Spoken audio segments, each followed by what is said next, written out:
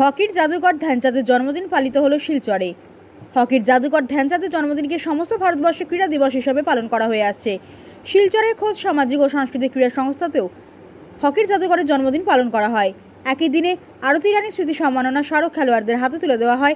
প্রথম পল্লী ক্লাবের প্রথম তলায় আয়োজিত অনুষ্ঠানের শুরুতেই ফুল দিয়ে অতিথি এবং সংস্থার সদস্যরা হকির জাদুকরকে শ্রদ্ধা জানান।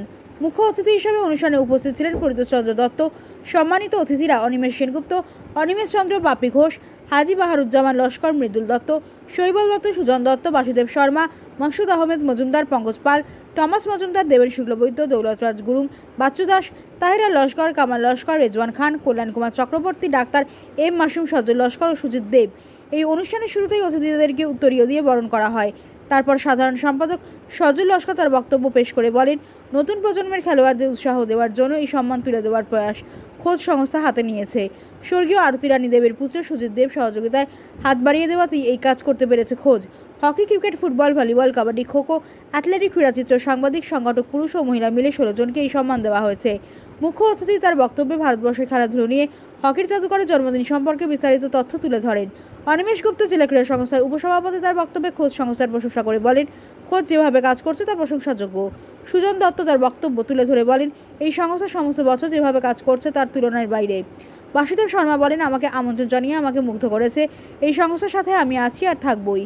সবার শেষে ডক্টর মাসুম ও কল্যাণ কুমার চক্রবর্তী তাদের বক্তব্যে বলেন, আজকে যারা আমন্ত্রণের ডাকে এই সম্মাননা গ্রহণ করেছেন এতে আমরা গর্বিত। এই মহান দিনটি আমরা গত 4 বছর থেকে পালন করে আসছি, আগামীতেও করব। আমরা আমাদের স্মরণিকা খুব তাড়াতাড়ি বের করার জন্য আপ্রাণ চেষ্টা চালিয়ে যাচ্ছি।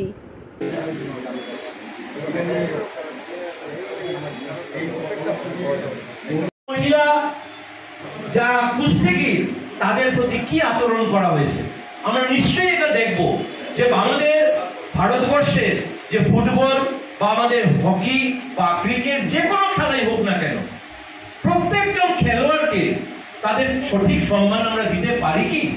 এবং আমরা যারা প্লেয়ার যারা ঠিকঠাক করি, যখন একটা ভারতীয় টিম হিসেবে যখন পাঠাই, দেখা যায় যে ভারতীয় টিমের যতজন খেলোয়াড় তার থেকে প্রশাসনের সংখ্যা বেশি হয়ে যায়। কারণ কি?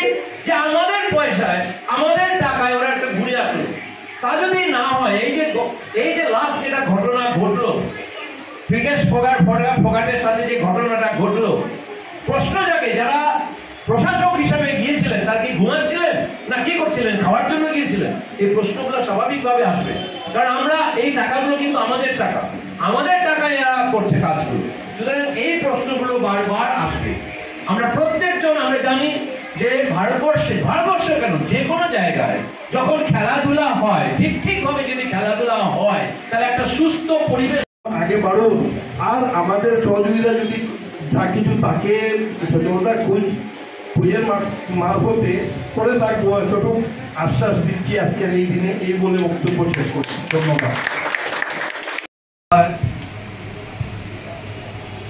উপস্থিত সম্মানীয় বোর্ডের সভাপতি ডাক্তার মাসুম সাহেব সহ ডায়াসে যারা বসে আছেন সবাই, আমার সামনে যারা বসে আছেন সবাইকে আমি আমার শ্রদ্ধা জানিয়ে আমি সংক্ষেপে কথাটা বলছি। সজল এতক্ষণ সবাইকে 2.5 মিনিট করে দিয়েছে, সেটা নিয়ে আমার একটা প্রশ্ন ছিল যে 2.5 মিনিট কেন? সেটা 2 মিনিট হোক বা 3 মিনিট হোক, ওই 2.5টা।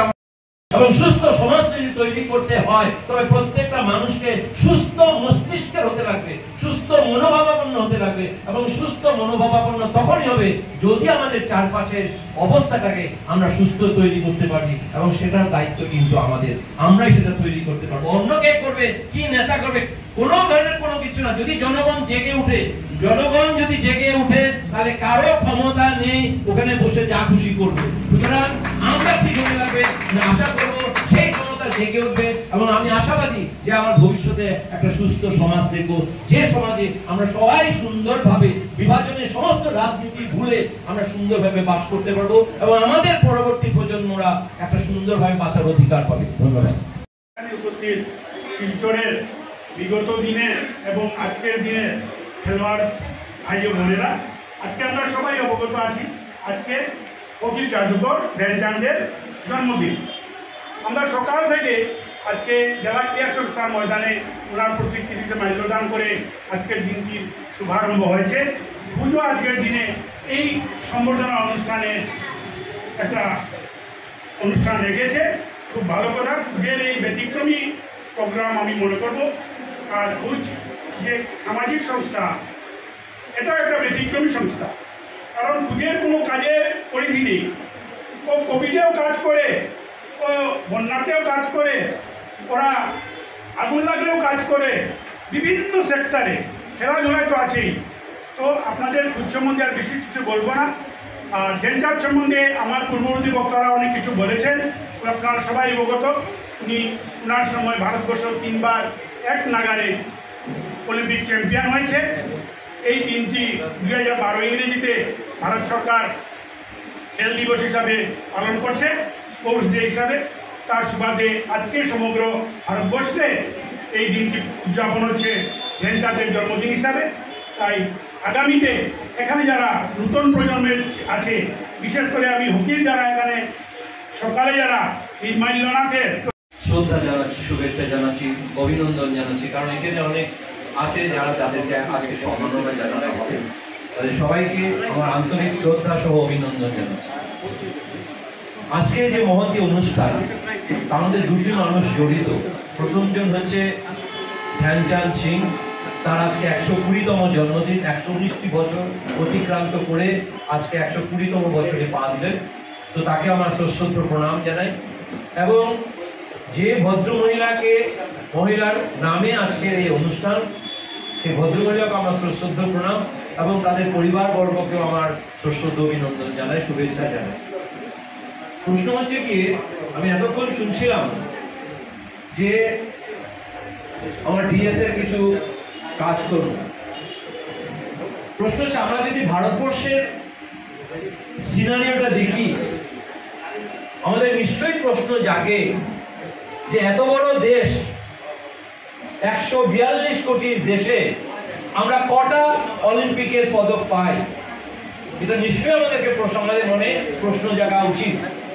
যার জন্য বলা হয় যে দুর্নীতি এবং ভারতীয় ক্রীড়া প্রশাসন সমার্থক, এই সমার্থক শব্দের জন্যই আজকে ভারতবর্ষের এই অবস্থা।